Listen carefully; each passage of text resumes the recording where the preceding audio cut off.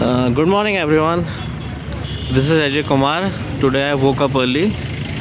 तो आज ताल के किनारे ये डकी, ये फिशी और वो बर्डी उनका मज़ा लेते हुए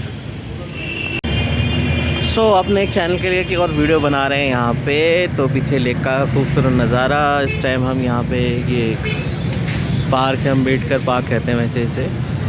यहाँ पे अम्बेडकर जी की मूर्ति लगी हुई है। पीछे कारगिल हीरो हमारे राजेंद्र जी हैं, उनकी मूर्ति लगी हुई है। उनके लिए शहीद स्मारक बनाया गया था यहाँ पे। और एक बात आ रही थी दिमाग में मेरे कि बहुत सारे लोग मेरे फ्रेंड्स भी हैं जो मेरे खास साथ के दूसरे फ्रेंड्स हैं, उनके साथ थोड़े कॉन्वर्सेशन में कंफर्टेबल नहीं होते। तो कहते हैं यार इनके साथ बात करने में मज़ा नहीं आता। तो मुझे एक चीज़ फील हुई कि बहुत सारी बातों में हम लोगों की टोन कैसी है बात करने की, लोग उस पर बहुत ध्यान देते हैं। तो आप किस लहजे में बात करते हैं इस चीज़ का बहुत फ़र्क पड़ता है।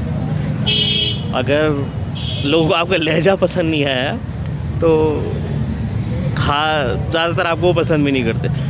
तो मेनली यही है कि जिस टाइम आप बात कर रहे हैं या कुछ किसी से कन्वर्सेशन कर रहे हैं, अपनी टोन का ध्यान रखिए। क्योंकि बहुत सारे लोगों की टोन ऐसी होती है ना कि ऐसा लगता है कि फालतू की मिठास बैठा रखी है, जिसकी ज़रूरत नहीं है। एक्स्ट्रा स्वीटनेस जो बनावटी लगती है, उस चीज़ से बचने की कोशिश करनी चाहिए। थोड़ा नेचुरल रहिए। आप जितने नेचुरल रहेंगे उतना बेहतरीन रहेगा आपके लिए। ये मिला हमें बर्डी और फिशी एक साथ में, सुबह सुबह शानदार नज़ारा। और हम सडनली सोच रहे होंगे कि हम तालाब के किनारे से कमरे में कैसे आ गए।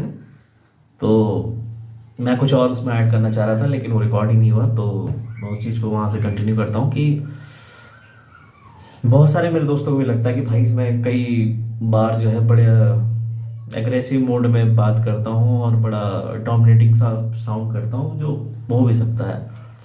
क्योंकि मेरी अक्सर आदत ऐसी है कि जब मुझे कोई काम करना होता है तो मैं हाईली उस पर फोकस करने लग जाता हूँ। तो भाई सॉरी, बट मैं ऐसा डोमिनेटिंग टाइप का प्राणी नहीं हूँ। और साथ में ये कहना चाहता हूँ मैं कि आपकी जो बोलने का लहजा या आपका स्पीच का जो स्टाइल है वो मोस्टली आपकी पर्सनैलिटी, आपका कल्चर और आपका बैकग्राउंड और आपकी सिचुएशंस पे डिपेंड करता है। तो जिस किस्म के लोगों से आपका ज़्यादा इंटरेक्शन हुआ होता है, आप उसी किस्म की वोकैबुलरी जो है अपने अंदर समाते जाते हैं। और ये बात तो बहुत छोटे से स्टार्ट हुई थी, लेकिन अभी कुछ देर पहले जब मैं आ रहा था तो आजकल एक बड़ा नॉर्मल सी बात है कि खैर अब तो हम भी बढ़िया से जा रहे हैं, यही समझ लीजिए कि कुछ बच्चे आपस में बात कर रहे थे। तो बच्चे क्या मतलब अबव 16। तो आजकल जो जिस टाइप का कंटेंट अवेलेबल है यूट्यूब वगैरह पे और जिस टाइप की लैंग्वेज यूज़ हो रही है वो स्लैगिंग चलती थी हमारे टाइम। अब कहने में बड़ा अजीब लग रहा है, हमारे टाइम में बस स्लैगिंग चलती थी, लेकिन अब स्लैगिंग से आगे निकल गई है वो चीज़ें। क्या रे ये वो टाइप वाली नहीं रह गई हैं। अब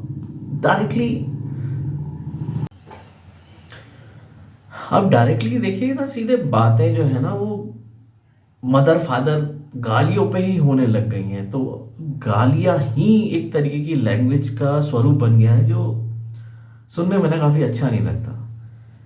क्योंकि आपका जो बिहेवियर है अगर उस तरीके से हो जाता है, तो अगर आपको कोई भी थोड़ा कोई नॉलेजेबल बंदा या बेहतर बोलने वाला आदमी मिलेगा तो वो आपसे बात करना खास पसंद नहीं करेगा। क्यों आपके सडनली आपके मुंह से ऐसी कोई बात निकल जाएगी उसको खराब लग सकती है। यारों दोस्तों में भी आप बात कर रहे हैं, लेकिन यारी दोस्ती में भी एक डिग्निटी मेंटेन करने की ज़रूरत होती है कि आप क्या बोल रहे हैं। वो आपको माँ बहन की गाली बक रहे हैं, आप उसे माँ बहन की गाली बक रहे हैं। क्या आपके पेरेंट्स की कोई इज्जत नहीं है? क्या आपके माँ बाप की कोई इज्जत नहीं है? अगर आप वो उस कॉन्टेक्स्ट से थोड़ा सा बाहर निकल जाए, आपको यार दोस्त के अलावा अगर कोई रोड पे मिल जाए और आपको उस तरीके की गाली बोलते तो आप उसका हाथ मुंह सब फोड़ दें और बिल्कुल क्या जो कर दें। आपके बोलने के तरीके पे जो मैं बात करना चाह रहा हूँ वो ये है कि आप जिस तरीके की भाषा यूज़ करते हैं ना, आपको वेल कल्चर्ड जगह में पहुंचने में ना बड़ा डिफ़िकल्टी में हो सकती है आपको। आपको अपनी वो सब चीज़ें चेंज करनी पड़ती है, और जब फिर वो चीज़ें आप चेंज करते हैं ना, तो चीज़ें बनावटी हो जाती हैं। बनावटी इस सेंस में हो जाती हैं, आप एक्स्ट्रा शुगर कोटिंग करनी स्टार्ट कर देंगे। अरे नहीं जी, ऐसा नहीं, ये ऐसा नहीं। जब देख के पता चलता है कि ये बना के चल रहा है। अब नॉर्मली जैसे हम लोग बात कर रहे हैं ना, पता चल जाता है। हम लोग बड़ी माइन्यूट चीज़ें ऑब्जर्व करते हैं ह्यूमन बिहेवियर में, जो हमें पता भी नहीं चलती, लेकिन होती हैं, हम करते हैं। अगर आप उसको उस तरीके से नहीं देखेंगे तो हाँ, ये है कि भैया कुछ लोग आपको पसंद होते हैं, कुछ लोग आपको पसंद नहीं होते, लेकिन आप किस तरफ जा रहे हैं, किस दिशा की तरफ जा रहे हैं। जब तक आपकी शब्दावली में वो चीज़ें नहीं आएंगी, आपकी वोकैबुलरी में वो बातें ऐड नहीं होगी जिसके सुन के आप आगे वाला हाईली इंप्रेस होता है। देखिए, आपकी एजुकेशन क्या है, इस चीज़ से फ़र्क नहीं पड़ता है। एक कम पढ़ा लिखा आदमी भी बहुत साफ हिंदी या साफ अंग्रेज़ी या साफ लोकल लैंग्वेज में बहुत प्यारी सुंदर बात कह सकता है। उस चीज़ पे ध्यान दीजिए ना। अब जब आप बड़े होंगे, आप अपने बच्चों को क्या सिखाया रहेंगे, सोचने वाली बात है।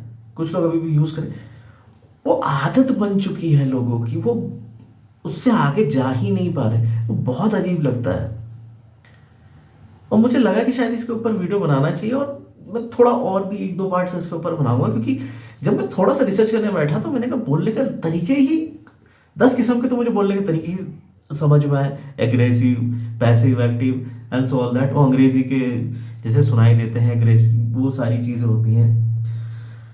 असर्टिव टाइप ऑफ थिंग, वो जो अंग्रेजी में पढ़ते थे, वो हिंदी वगैरह में पढ़ते थे, लेकिन उन चीज़ों की अपनी एक क्लास बन चुकी है। तो जब भी आप किसी से बोलें, बोलने से पहले थोड़ा सा पॉज लें, सोचें। और किसी को खाली इसलिए क्रिटिसाइज नहीं करना, नहीं कि आपने जीतना है, नहीं। क्रिटिसिज्म जो होती है ना, आप एक कंस्ट्रक्टिव वे में भी कर सकते हैं। उसके बारे में सोचिए ज़रा थोड़ा सा। बेहतर बोलिए, बेहतर सुनिए। आपकी ज़िंदगी में सिर्फ इस पावर से ना कि आप शानदार बात कर सकते हैं। बहुत सारे लोगों के कैरियर्स ना सिर्फ इसी चीज़ के ऊपर बने हुए हैं कि वो बहुत शानदार तरीके से बात कर सकते हैं। आपके बहुत आसपास ऐसे बहुत सारे ओरेटर्स होंगे, स्टोरी टेलर्स वाले होंगे, जो सिर्फ बेहतरीन बात करते हैं। उस पर उनके कैरियर है, आप उन्हें फॉलो करते हैं, सब्सक्राइब करते हैं। लेकिन बहुत सारे बेचारे क्या सब्सक्राइब कर रहे हैं। अब उन्हें पता है कि अगर आपको होना है, मतलब आपको फेमस होना है, तो आपको इस टाइप की चीज़ें करनी है जो अटेंशन ग्रैबिंग हो, लेकिन फ़र्क क्या पड़ा लास्ट में। तो बस आज के लिए इतना ही। थैंक यू, फिर मिलते हैं कुछ दिनों में।